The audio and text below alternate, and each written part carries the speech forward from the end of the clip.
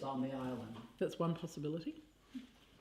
Then Wait for them to go extinct. I mean, there's so few things that we can do about the disease, and they basically came down to 4, and they're all based on breaking transmission. They're all based on isolation of healthy and diseased, or breaking the transmission between healthy and diseased to healthy individuals.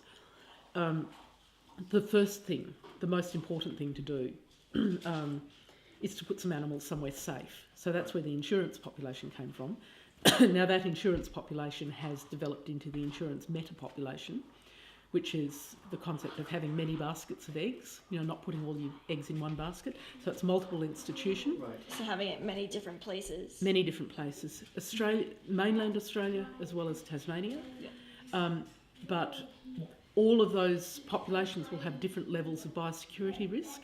So if you're at Trewanna Wildlife Park in northern Tasmania and he's just got a grant to put in a secure perimeter fence, but he didn't have that. Had wild devils jumping into the enclosures. That was not biosecure. No, it's not biosecure. Which is why the wildlife parks in Tasmania are not part of the program. Well, they are part of the program, but they've got a different biosecurity rating. Yeah. So the Eraspa ones on the mainland have the highest biosecurity, highest or lowest. Okay, I can't remember which one it is, but they've got the most secure populations. Taroona is secure.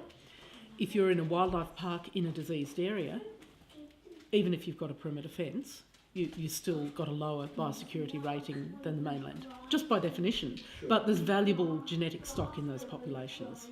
But so they've all got to be assessed independently, and movements of animals between all the different levels have to take account of the biosecurity. So the ultimate idea and the plan, and I'm not very close to this. I don't actually manage this. I think probably Jocelyn Hockey's the best person to talk to. She manages Taroona. And Mark Holdsworth.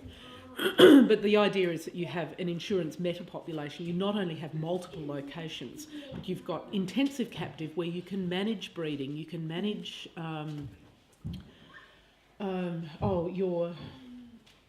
sorry, some brain hasn't worked for 2 weeks. What is it? It's your genetic population size. Your what's the word for it? You've got your actual population size and your.